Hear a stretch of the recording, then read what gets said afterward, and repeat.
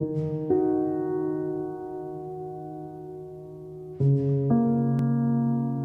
arguments for God's existence appeal to some fact from our experience. Maybe that the world is hospitable to intelligent life, or maybe that we experience moral norms as somehow objective. What's distinctive about the ontological argument is that it doesn't do that. It appeals to things that don't have any reference to how the world is. If you start from the bare possibility that God exists, and from one statement about the kind of being God would be if he did exist, you get the conclusion that God exists. That makes it distinctive and remarkable among the proofs. Most philosophers are willing to grant that there is a version of the ontological argument that works logically, that makes no mistakes, that really does take you from the bare possibility that God exists, plus the kind of being God would be if he did exist, to the conclusion that God really exists. Why doesn't everybody therefore believe in God? Because there's a lot of controversy about the possibility premise. That's where really push comes to shove.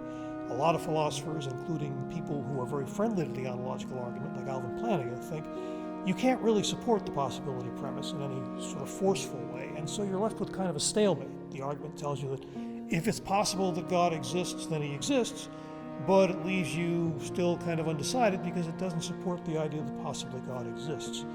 Where I'd like to come into the debate is with an attempt to show that, well, it is possible that God exists, that you can actually give some kind of decent argument for this. And one thing I'm currently exploring at the moment is the following thought. People report seeming to see God. Now, I'm not saying that people really do see God. That would be a whole different consideration. But people seem to see God. It seems to them that God is present in their experience. No one ever reports seeming to see a round square or seeming to see a four-sided pentagon or anything like that. Impossible objects do not show up in people's experience. And notice when I say show up in people's experience, I'm not saying that they're really there and making you experience them. I'm just saying when you talk about the kinds of experiences people have, they don't seem to include experiences of impossible objects. So here's the thought. It seems to people that God is present, but it never seems to people that something impossible is present. Conclusion, from the fact that people have seeming experiences of God, possibly God exists.